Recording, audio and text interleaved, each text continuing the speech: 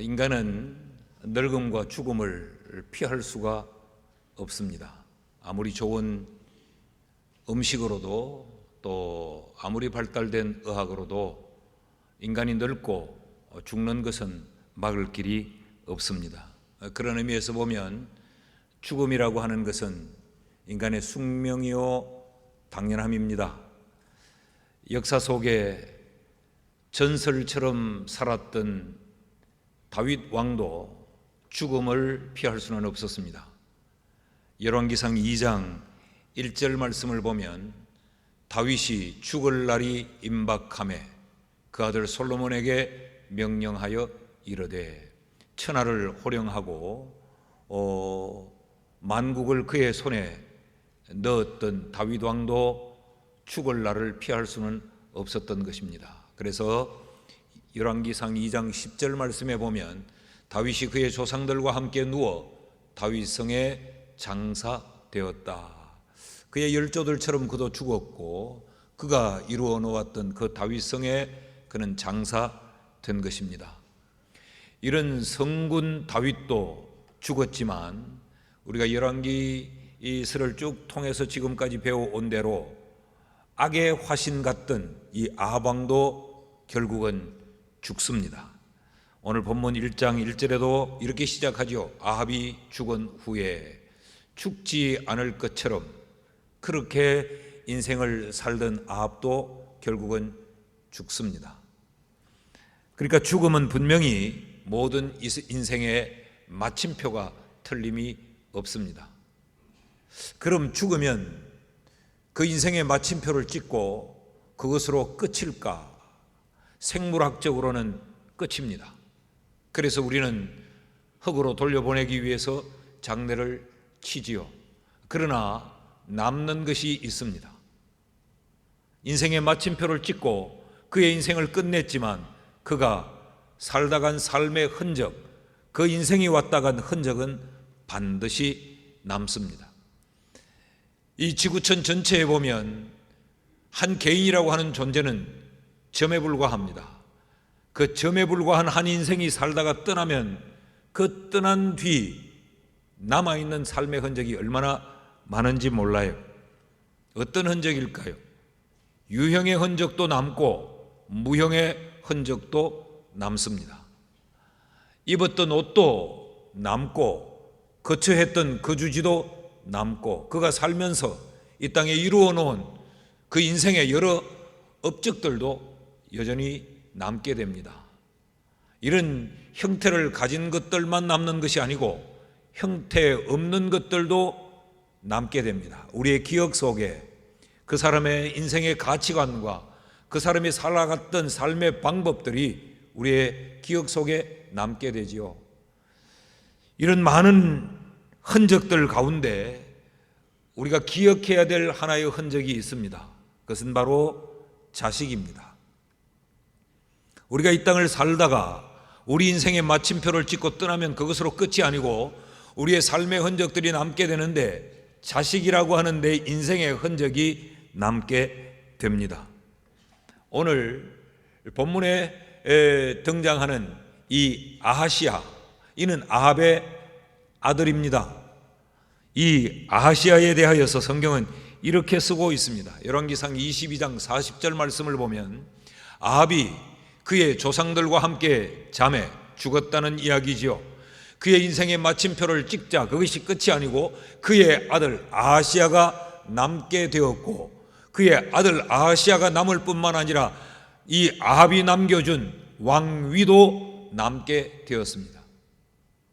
그런데 이렇게 남게 된 아합의 인생의 흔적인 아하시야, 그를 성경은 이렇게 묘사를 합니다. 열왕기상 22장 52절에서 53절 말씀을 보면 그가 아하시야를 말합니다. 아합의 아들인 아하시야가 여호와 앞에서 악을 행하며 그의 아버지의 길과 그의 어머니의 길과 이스라엘에게 범죄하게 한 느밧의 아들 여로보암의 길로 행하며 바알을 섬겨 그에게 예배하며 이스라엘 하나님 여호와를 노하게 하시기를 그의 아버지의 온갖 행위같이 하였더라. 아합은 떠났습니다. 그 생의 마침표는 찍어졌습니다. 그 아합의 아들 아하시아가 인생을 살았을 뿐인데 아하시아의 인생의 내용을 평가하면서 그의 부모와 연결을 짓고 있습니다. 이 아하시아가 그의 아버지가 살았던 길로, 그의 어머니가 살았던 그 길로 갔더라. 그러면서 이 53절 끝자락에는 그의 아버지의 온갖 악행을 그의 아들인 아하시아도 행하였더라 라고 말합니다. 쉽게 말하면 그 아버지의 그 아들이었다라고 말하고 있는 것이지요. 여러분, 우리도 살면서 이런 표현들을 참 많이 합니다. 그 아버지는 이미 떠났는데 인생의 마침표가 찍어진 지 오랜데 그의 아들의 삶을 이야기하면서 왜 그 떠나간 인생의 마침표를 찍어버린 그 부모를 언급합니까? 꼭 제 아버지처럼 사는구만. 긍정적인 의미로도 우리가 이렇게 표현하기도 하고 부정적인 의미로도 이렇게 표현하죠. 꼭 지혜비를 닮았네. 부정적인 의미로도 표현하는가 하면 꼭 자기 아버지처럼 아주 그렇게 훌륭하게 살더라. 긍정적인 의미로도 우리는 꼭 부모와 그 부모가 남긴 인생의 흔적인 자식을 연결짓고 있습니다. 여러분, 이것이 우리가 오늘을 살면서 나만 보고 오늘만 보고 살 수 없는 우리의 두려움이에요. 우리는 우리의 인생의 오늘을 살면서 오늘이 전부인 것처럼 삽니다. 내일이 없는 것처럼. 그리고 우리는 우리의 인생이 전부인 것처럼 내 중심으로, 내 판단대로, 내 생각대로 내 인생을 내가 살아가는 것, 이것이 우리의 관심의 전부인데, 기록은 내 인생이 네가 사는 것으로 전부가 아니라 반드시 네 인생의 흔적은 남게 마련이다.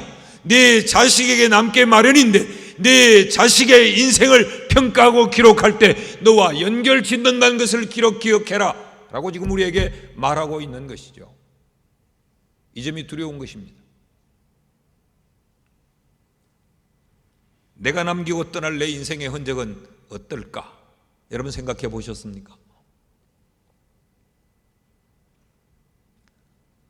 여기에 젊든 늙든 우리 모두는 다 언젠가 우리 인생의 마침표를 찍어야 할 때가 있습니다. 그럴 때 내가 남길 내 인생의 흔적이 어떠할까? 나는 어떤 인생의 흔적을 남길까? 내 자녀에게 내 삶에 무엇이 남겨질까? 나를 보고 내 인생의 흔적으로 남게 될 그 자녀의 삶이 나와 연결되어질 때에 부정적인 것이 연결이 되어질까? 긍정적인 것이 연결이 되어질까? 내 인생은 어떤 흔적을 남기고 떠나게 될까? 몇 번이나 생각해 보셨고 얼마나 생각하시면서 오늘을 살고 계십니까? 어떻게 살아야 신앙의 흔적을 남길까? 어떻게 살아야 내 인생에 아름다운 흔적을 남길까? 내가 오늘을 어떻게 살아야 내 자식에게 남는 내 인생의 흔적이 영광스럽고 아름다울까? 오늘 본문에 등장한 이 아하시아를 보면서 아합의 삶을 다시 한번 당겨서 우리가 조명을 하고 이 아하시아의 이 삶에서 성경이 우리에게 무엇을 가르치는가를 배우려고 합니다. 그 첫째로 우리가 어떻게 살아야 내 인생의 흔적을 아름답고 귀한 신앙의 흔적을 남기게 될 수 있을까? 그 첫째는 내가 살면서 만나는 내 인생의 문제를 어떤 방법으로 해결하느냐, 문제 해결의 방법을 잘 선택해야 우리가 오늘을 잘 살 수 있게 되고 우리의 인생의 흔적을 잘 남기게 되는 것입니다. 오늘 본문은 이런 이야기입니다. 아합의 아들 아하시아가 그의 아버지로부터 왕위를 물려받아 이스라엘의 왕이 됩니다. 그리고 이스라엘의 왕이 되어 살아가던 한 시점에 그는 그의 다락 2층 난간에서 떨어져 사고를 당합니다. 그런데 이것이 단순히 어떤 골절을 입은 정도가 아니고 이것으로 인하여 이것이 병이 되어서 생명의 위독함을 만나게 됩니다. 2절 말씀을 보면 아하시아가 사마리아에 있는 그의 다락 난간에서 떨어져 병들매 사자를 보내며 그들에게 이르되 가서 에그론의 신 바알세붑에게 이 병이 낫겠나 물어보라 하니라. 그러니 이것은 단순한 골절상이 아니라는 거죠. 내가 지금 사느냐 죽느냐는 굉장히 생명의 위기를 느끼는 그의 인생에, 아하시아 왕의 인생에 굉장한 공경의 상황을 만났다, 그런 이야기지요. 그러니까 그가 자기의 인생에 닥쳐진 이 중대한 이 문제를 어떻게 해결하고 있는가 하면 에그론이라고 하는 도시에 있는 신 바알세붑에게 사람을 보내어서 묻는 것으로 자기 인생의 문제를 해결하려고 합니다. 내가 살겠는지 죽겠는지, 이 문제를 어떻게 해결할 수 있는지 바알세붑에게 가서 물어보라 라고 사람을 보내요. 여러분, 우리가 인간적으로 생각해 보면 그럴 수도 있습니다. 얼마나 그 처한 상황이 답답하고 갈급했으면 누구를 붙들고라도 물어보고 의논할 수 있겠죠. 그래, 얼마나 답답했으면 사람을 보내서 바알세붑이라는 신에게 내가 죽겠는지 살겠는지 그걸 물어봤겠나. 충분히 이해가 됩니다. 그런데 하나님은 이해하지 않습니다. 하나님이 어떻게 이 상황을 말씀하고 계시는가? 3절 말씀을 보면 여호와의 사자가 디셉 사람 엘리야에게 이르되, 여러분, 하나님이 엘리야를 부르실 때마다 그 엘리야에게 명하는 일은 굉장히 중요한 일들이었죠. 하나님이 중한 일들을 시행하실 때마다 엘리야를 불러내셨어요. 엘리야에게 이르되 너는 일어나 올라가서 사마리아 왕의 사자를 만나 그에게 이르기를 이스라엘의 하나님이 없어서 너희가 에그론의 신 바알세붑에게 물으러 가느냐라고 말해라 라고 말씀하세요. 여러분, 이것은 뭡니까? 단순히 이스라엘의 하나님이 계시지 않느냐라는 질문의 내용이 아니라 이것은 아하시아의 행위를 하나님이 책망하시는 것입니다. 이스라엘의 하나님이 없느냐? 이런 이야기죠. 너 하나님 믿지 않느냐? 너 신앙인이지 않느냐? 너 반야월교회 교인 아니냐? 그런데 너 왜 하나님께 묻지 않고 바알세붑에게 묻느냐? 바알세붑이 우상이에요. 이 에그론은 우상의 도시예요. 극렬한 우상의 도시 가운데 하나가 에그론인데 이 에그론의 신이 바알세붑, 이 바알세붑은 오늘 본문에만 등장합니다. 다른 곳엔 등장하지 않아요. 이 바알세붑이 어떤 신인가 정확히 알 길이 없습니다. 근데 이 바알세붑을 이 고대 문헌에 보면 날아다니는 신, 그래서 이 신을 Lord of Flies, 파리의 신이라고 추측들을 합니다. 이 당시 의학이 발전되지 않고 방역이 요즘과 같지 않은 때라 이 파리가 날아다니면서 여러 세균을 옮기고 이것 때문에 한 종족이 죽음에 이르기도 하고, 그러니까 굉장히 두려워하면서 이걸 신으로 숨긴 거죠. 우리에게는 그런 해악을 허락하지 마십시오. 사실 이 바알세붑이 어떤 신인가가 중요하지 않고 하나님 아닌 다른 존재라는 이야기입니다. 이것을 보면 지금 아하시아가 그 인생의 문제를 해결하는 이 방법이 옳지 않았던 것입니다. 하나님이 책망하는 것을 보면, 그러니까 아하시아는 그 인생에 찾아온 위기, 그 삶의 중대한 문제, 그 인생이 지금 반드시 해결해야 될 그 인생의 이 난제를 어떻게 해결해야 될지 그 방법을 몰랐던 겁니다. 그러니 보통의 사람들, 일반적으로 사람들이 찾아가는 그 우상의 신을 아하시아도 사람을 보내어서 찾았던 거죠. 너도 거기 한번 가봐라. 사람들이 거기 용하다고 하니까 너도 한번 가봐라. 내가 죽을지 살지 그렇게 한번 물어보고 이 문제를 해결하고 넘어서야 하지 않겠냐. 이것이 아하시아의 판단이었던 것이죠. 여러분, 이 점이 참 중요합니다. 우리가 우리의 인생을 살면서 내 인생의 성공과 실패는 내 인생에 불어닥친 문제를 어떻게 해결하느냐에 따라 결정이 되고 맙니다. 살면서 온갖 삶의 문제들은 나를 찾아오기 마련이고 나는 만날 수밖에 없어요. 이 땅에 발을 딛고 사는 한. 근데 문제는 내 인생의 그 문제를 내가 어떤 방법으로 어떻게 해결하느냐, 그 해결하는 방법이 뭐냐, 이것에 따라서 내 인생이 성공도 하고 실패도 하게 되는 겁니다. 하나님이 기뻐하시기도 하고 하나님이 싫어하시기도 하는 겁니다. 이것이 범죄가 되기도 하고 하나님의 칭찬이 되기도 하는 거예요.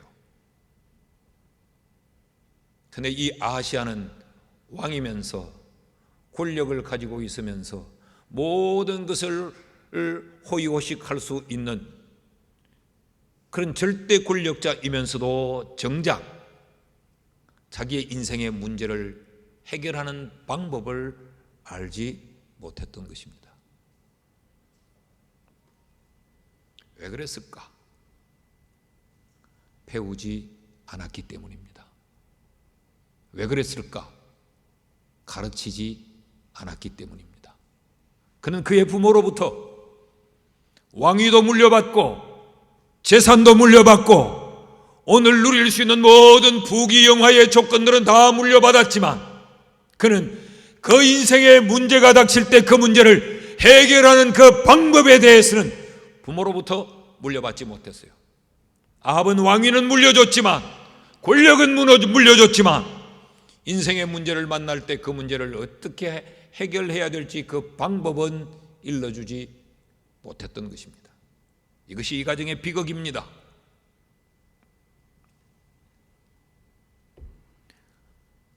아하시야의 부모 아합은 어떤 왕이었습니까? 그 인생의 위기가 찾아올 때 하나님을 찾지 않고 바알신을 찾았던 우상을 찾았던 부모입니다.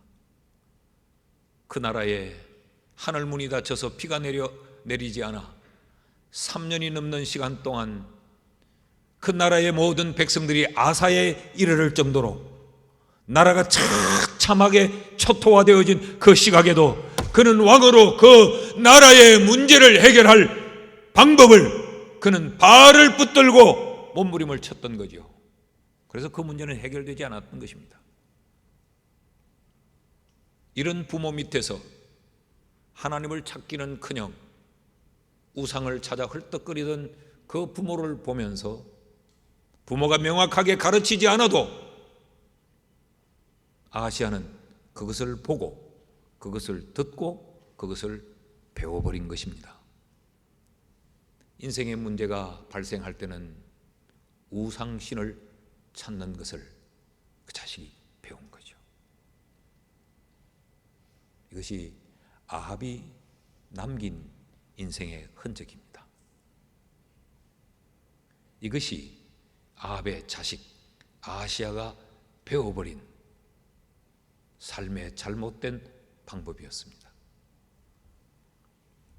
여러분, 오늘 우리는 어떻게 살고 있습니까? 혹시 이 아합의 모습이 우리의 모습이고 이 아하시야의 모습이 우리의 모습은 아닙니까? 우리가 그리스도인이라는 이름을 가지고 신앙인으로서 예배의 자리에 출입을 하는데도 우리의 인생에 하늘이 무너질 것 같은 문제가 발생할 때 내 인생의 이 매듭을 어떻게 풀어야 될지 인생의 숙제에 해답을 모를 때 그 문제를 해결하는 방법이 하나님 아닌 다른 것으로 우리가 오늘을 살고 있지는 않습니까? 돈으로 인생의 문제를 풀어보려고 하고 내가 가진 것으로 내 지식으로 내 경험으로 세상의 사람들이 살아가는 보편적인 세상의 방법으로 내 인생의 문제를 해결하려고 그렇게 발버둥을 치고 있지는 않습니까? 주님은 좁은 길인 신앙의 방법을 택하라고 말씀하시는데 우리는 모든 사람이 가는 넓은 길, 신앙이 아닌 세상의 방법을 선택하고 그것으로 내 인생의 문제를 해결하려고 하지는 않습니까? 여러분, 우리 자녀들이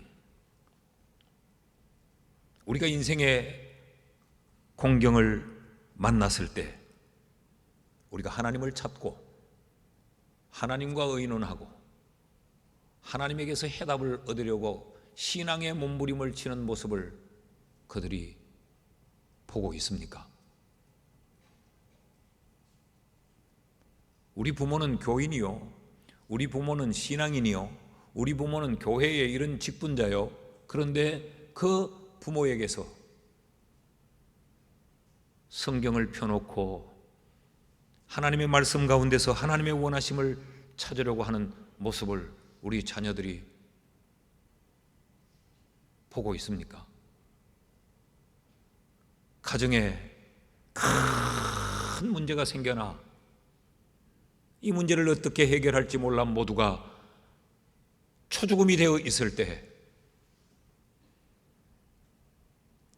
소파 한쪽 기퉁이에서 그 문제 해결을 신앙으로 하기 위해 기도하고 있는 어머니의 모습을 우리 자녀들이 볼 수 있을까요? 힘들고 고통스러워서 잠 못 이루는 밤에 거실에 나와 봤더니 아버지가 거기서 무릎을 꿇고 여호와 하나님을 부르면서 하나님이여 이 문제를 어떻게 하면 좋을까요? 기도하는 아버지의 모습을 우리 자식들이 볼 수 있습니까? 여러분은 언제 기도하시고 언제 말씀 보며 언제 하나님을 찾으십니까? 바알세붑을 찾지는 않습니까?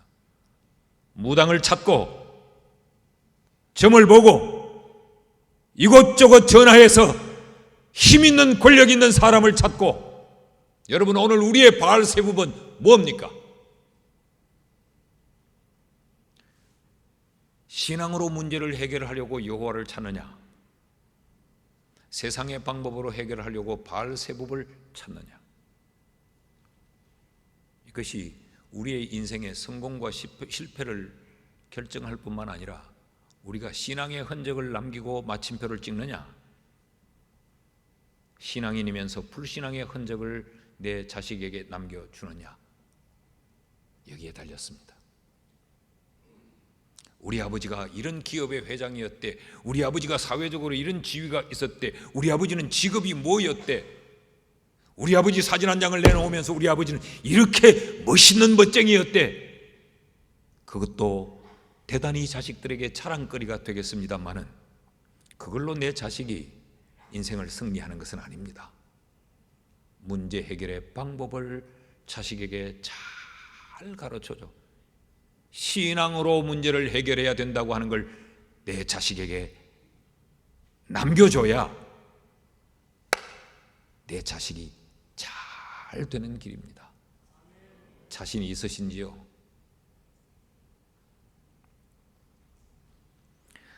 사절 말씀을 함께 읽어봅시다.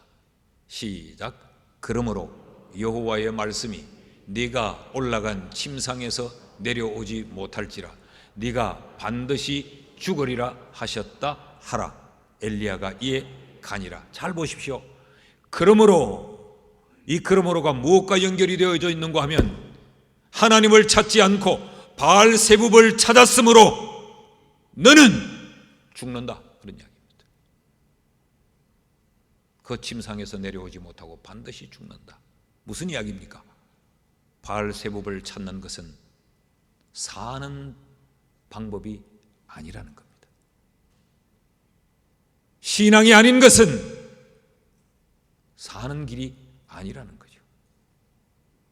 신앙의 방법으로 문제를 해결해야 사는 것이요, 그것이 답이요, 그것이 복이요, 그것이 희망이지, 그렇지 아니하면 답이 없다라는 이야기예요. 그러므로 너는 침상에서 내려오지 못하리라. 살려고 몸부림을 치면서 바알세붑을 찾았는데 그것으로 인하여서 살지 못하게 되더라고요. 여러분, 이런 비극이 우리 자녀들에게서 되풀이되지 않게 합시다. 우리가 신앙의 방법으로 하나님께 물으며 기도의 삶을 살 수 있기를 주의 이름으로 축복합니다. 둘째로, 우리가 어떻게 살아야 아름다운 흔적을 남기는 인생으로 살 수 있을까? 여러분, 사람은 살면서 수많은 삶의 상황들과 만나게 됩니다. 그 내 인생에 부딪히는 모든 상황, 사건, 환경들을 어떻게 해석하느냐에 대한 이 상황 해석의 방법을 우리가 정확하게 쥐고 있어야 우리의 인생이 아름다운 흔적을 남길 수 있습니다. 무슨 이야기인가 하면 아하시야는 잘못된 방법을 선택했어요. 이것은 실수였습니다. 이것은 그 인생의 허물입니다. 해서는 안 될 일을 신앙인이 한 거지요. 그런데 이보다 더 중요한 것이 있습니다. 그것은 하나님이 그에게 회복의 기회, 깨달음의 상황을 만들어 주셨는데 그 기회를 붙들지 않았다는 겁니다. 자, 이 아하시야 왕이 바알세붑에게 물어보라고 그의 사자를 보내었어요.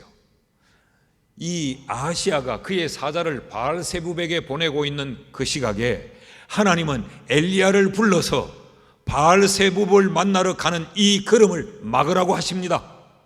3절에서 4절 말씀을 보면 여호와의 사자가 디셉 사람 엘리야에게 이르되 너는 일어나 올라가서 사마리아 왕의 사자를 만나 그에게 이르기를 이스라엘에 하나님이 없어서 너희가 에그론의 신 바알세붑에게 물으러 가느냐?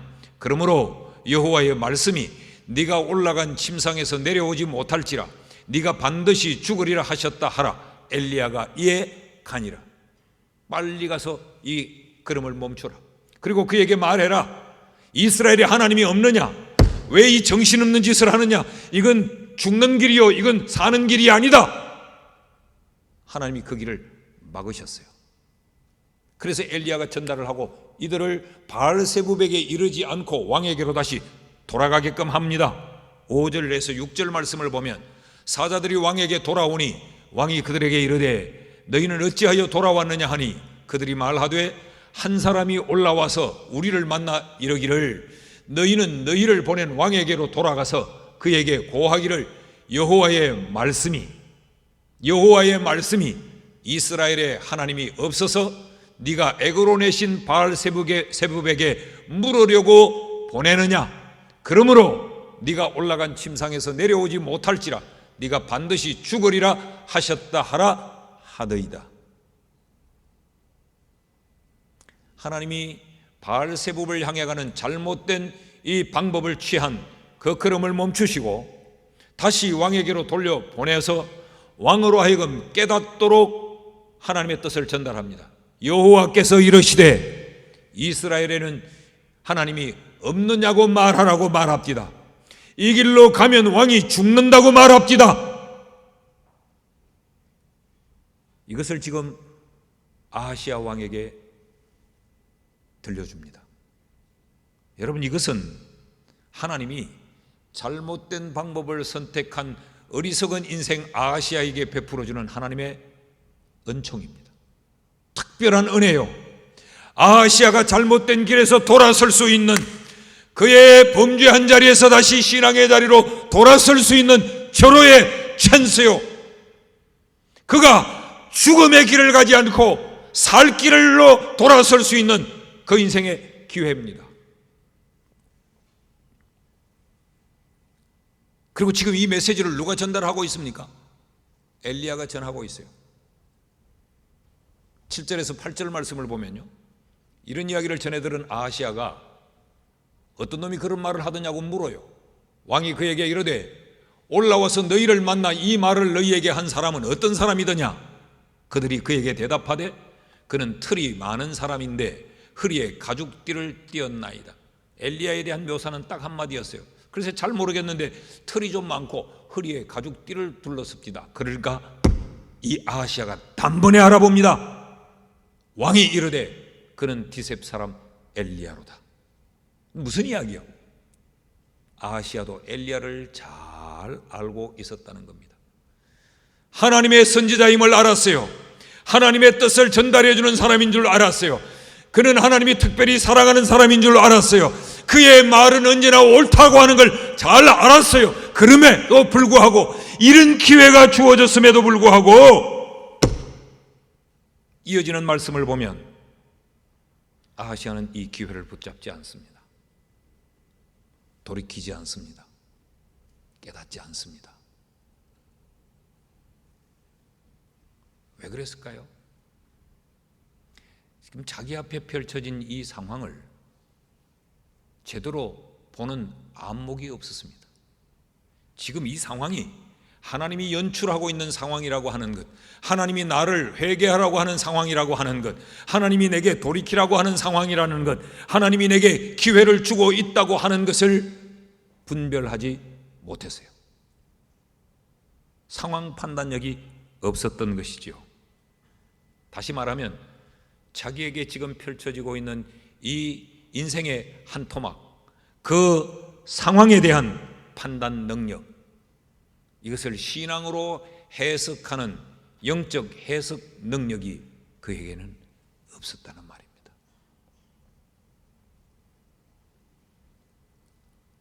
여러분, 인생은 해석이 중요합니다.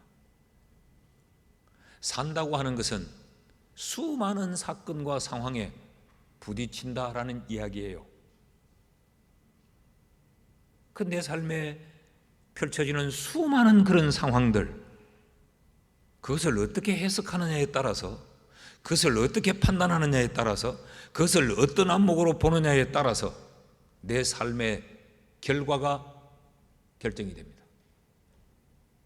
신앙으로 보면 신앙의 결과를 얻게 되고, 신앙이 아닌 세상의 눈으로 판단하면 세상의 결과만 주어지게 될 것이에요.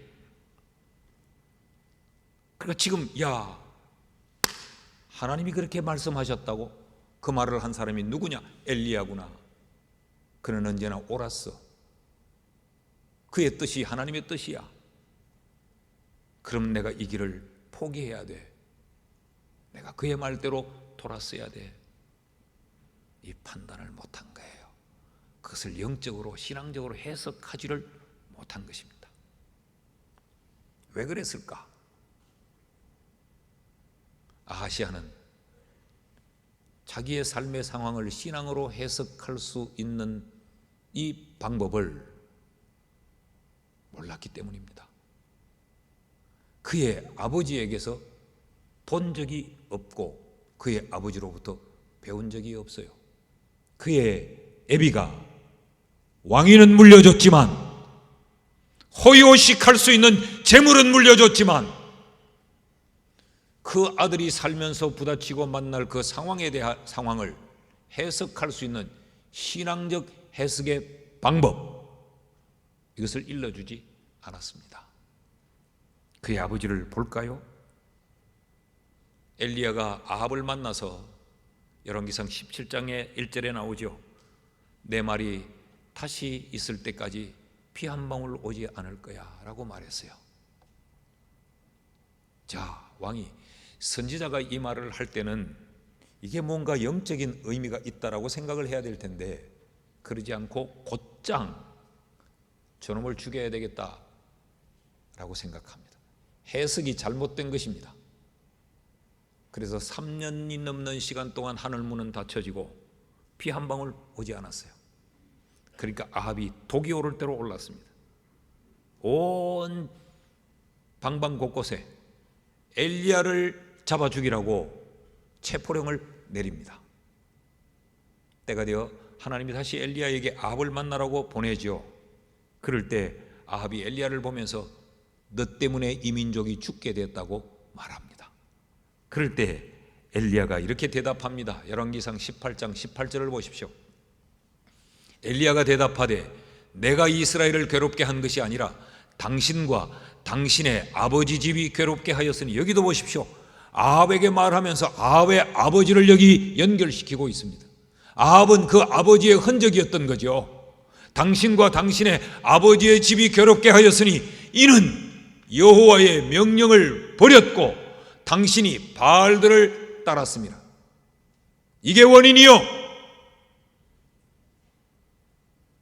그리고 엘리야는 그러므로 우리가 하나님을 섬겨야 된다 라고 하면서 갈멜산으로 모으고 그곳에서 엘리야가 하나님을 향하여 기도하니까 하늘에서 불이 떨어집니다. 엘리야가 기도하니까 3년 6개월 동안 닫혔던 하늘의 문이 열려서 장대비가 쏟아집니다. 그 갈멜산에서 아합은 엘리야가 옳구나, 여호와가 참신이구나, 이걸 보았습니다. 그런데도 그는 해석을 잘못합니다. 판단을 잘못해요. 19장 1절 말씀을 보면 아합이 엘리야가 행한 모든 일과 그가 어떻게 모든 선지자를 칼로 죽였는지를 이세벨에게 말하니, 이 말이 무슨 이야기일까요? 여호와가 참신이더라, 바알은 헛것이더라, 엘리야가 옳더라, 바알의 선지자들은 거짓말하는 자더라, 속이는 자들이더라. 이쯤 됐으면 이것을 신앙적으로 판단해야죠. 회개해야죠. 돌이켜야 되죠. 여호와의 제단으로 돌아서야 되죠. 그런데 영적인 해석을 하지 않습니다. 이어지는 19장 2절 말씀을 보면 이세벨이 사신을 엘리야에게 보내어 이르되 내가 내일 이맘때에는 반드시 네 생명을 저 사람들 중 한 사람의 생명과 같게 하리라. 아직도 정신을 못 차린 겁니다. 아직도 상황 판단을 못한 겁니다. 이것을 신앙으로 해석을 못한 겁니다. 그러면서 그렇게 하지 아니하면 신들이 내게 벌 위에 벌을 내림이 마땅하니라 한지라. 그들이 믿던 신들은 다 헛것이었어요. 응답하지 못하는 신들이었어요. 하나님만이 응답하는 신이었어요. 그럼에도 불구하고 이 이야기를 자기의 남편으로 지금 듣고 있음에도 불구하고 그는 판단을 못하고 해석을 잘 못하는 겁니다. 신들이 내게 벌을 내릴 거야 라고 말하는 거죠.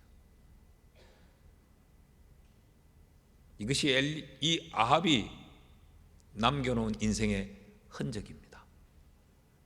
이것이 그의 아들 아하시야가 아합을 보고 이세벨을 보고 배워버린 것입니다.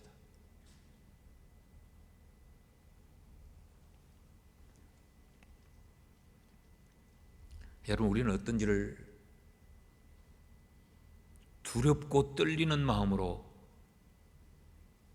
돌아보셔야 합니다.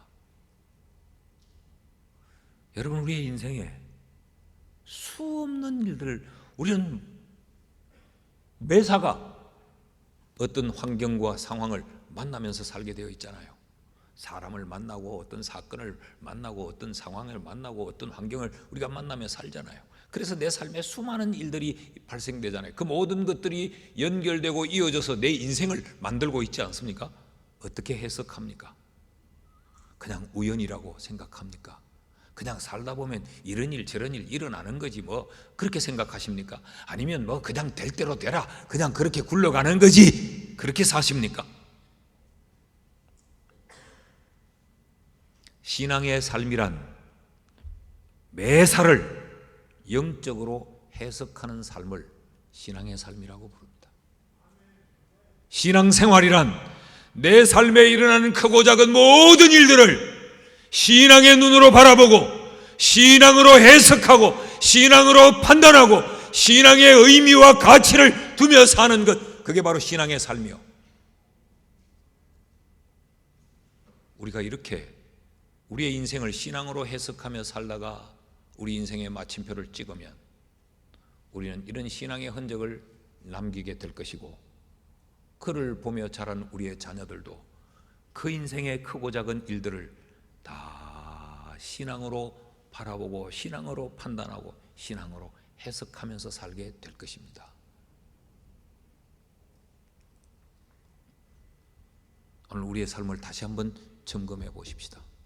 그냥 오늘 사는 집이 있고 오늘 입을 옷이 있고 내일 출근할 직장이 있고 오늘 목구멍으로 넘어갈 식량이 있으니까 그냥 이렇게 살면 되지라고 생각하시지 말고 지금 살고 있는 것이 내 인생의 흔적이 된다는 사실을 생각하면서 내 인생을 신앙으로 해석하고 신앙으로 바라보고 신앙으로 판단하면서 사는 지혜로운 우리가 되기를 주의 이름으로 축복합니다.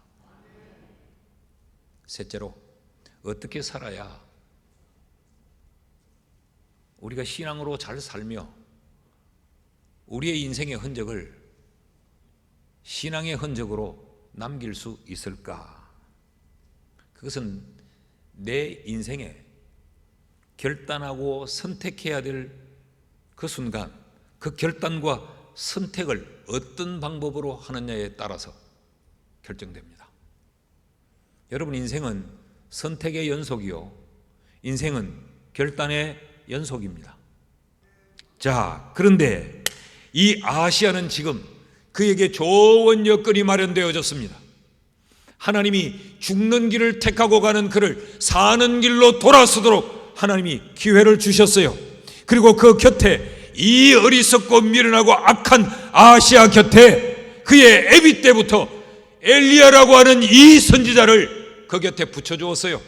그래서 늘 위기 때마다, 늘 문제가 풀려지지 않을 때마다, 해답이 무엇인지 삐뚤어지는 길로 갈 때마다 어디가 바른 길인지 늘 일러 주었습니다. 그런데 그는 잘못된 선택을 하고 맙니다. 엘리야를 죽이자라는 결단을 해요. 그 이야기가 9절 이하에 나오는 이야기입니다. 여러분, 어떻게 이렇게 꼭 그 애비의 그 자식입니까? 그 아버지도 가뭄의 문제가 들이닥치자 엘리야를 죽여야 해답이 된다라고 생각을 했는데, 바알세붑을 만나러 보내던 그 길을 막자 엘리야를 죽여야 된다는 생각을 그 아들 아하시야가 하고 있습니다. 참 두렵지 않습니까? 저도 자식을 키우는 부모로서 우리 아이들을 보면 내게도 좋은 점, 장점들이 많을 텐데 어떻게 그런 거는 안 닮고 안 닮았으면 싶은 내 단점만 그렇게 빼닮는지요? 나는 한 번도 그렇게 가르친 적이 없어요. 난 그걸 배우라고 한 번도 돈 줘서 학원에 보낸 적이 없어요. 그런데도 보고 배운 거죠.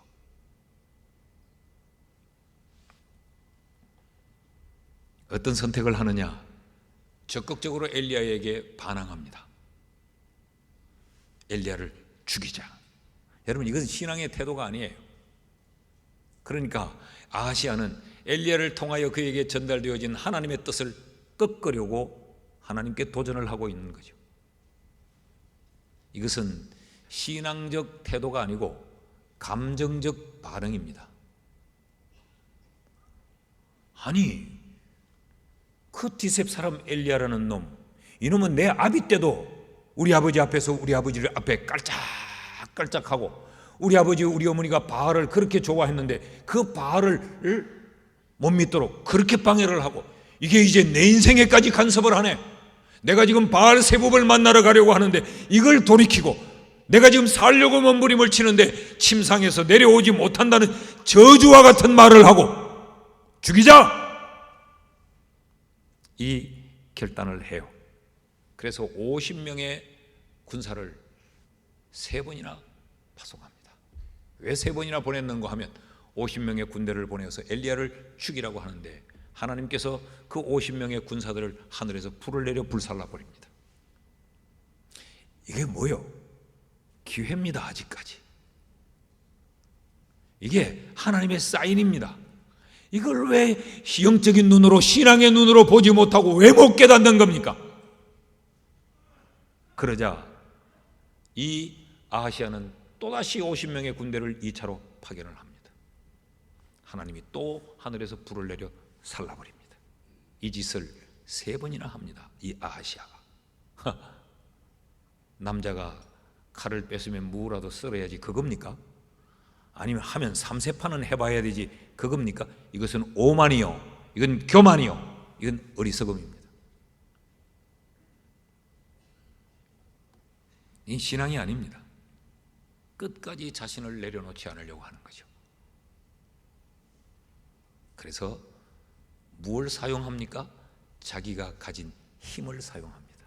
왕이라는 힘, 내가 가진 군사, 내가 가진 것으로, 내 힘으로 하나님을 꺾고 내 뜻을 관철시키려는 선택을 하는 거죠. 그러니까 이 아하시야는 결단의 순간에 선택의 방법이 하나님의 뜻이어야 된다고 하는 사실을 알지 못한 거예요. 배우지 못했던 겁니다. 신앙은 뭐냐? 신앙은 내 힘으로 하나님의 뜻을 꺾는 것이 아니고, 신앙은 내 힘을 사용하는 것이 아니라 내 힘을 빼버리는 것이 신앙입니다. 하나님의 원하심 앞에, 하나님의 뜻 앞에 내 힘을 다 빼버리는 겸손함, 그게 신앙이에요. 세상은 어떻습니까? 내가 가진 힘으로, 내가 가진 소유로, 내가 목적하고 내가 뜻하고 내가 소망하는 바를 쟁취해내는 것, 이게 세상의 선택의 방법이죠. 신앙은 내 것을 다 내려놓고 내 힘을 쭉 뽑아버리는, 내 주여 뜻대로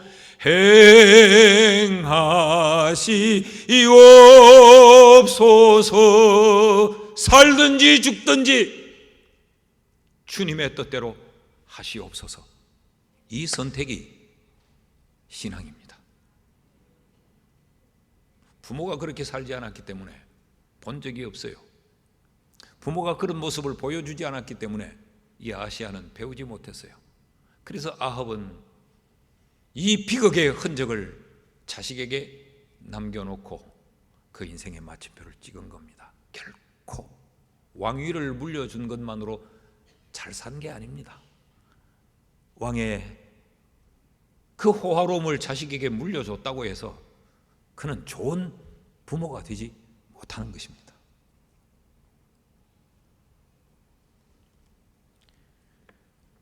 하나님의 뜻이 나를 꺾는 것, 내 뜻이 하나님의 뜻 앞에 꺾여지는 것, 이것이 변화고 이것이 성숙함입니다. 야, 저 사람 변했다. 그 말은 위선과 가식으로 꾸며진 것을 보고 변했다라고 말하지 않아요. 저 사람 자기를 완전히 꺾네. 저 사람 자기를 포기하네. 자기의 자존심이 많이 상했을 텐데, 저러면 자기에게 계산적으로 손해가 될 텐데, 비웃음을 당할 텐데, 그래도 자기를 꺾어 내리네. 그것이 변화요. 그것이 성숙함입니다. 여러분, 우리의 신앙의 연륜이 더해갈수록 이런 변화가 우리에게 있습니까?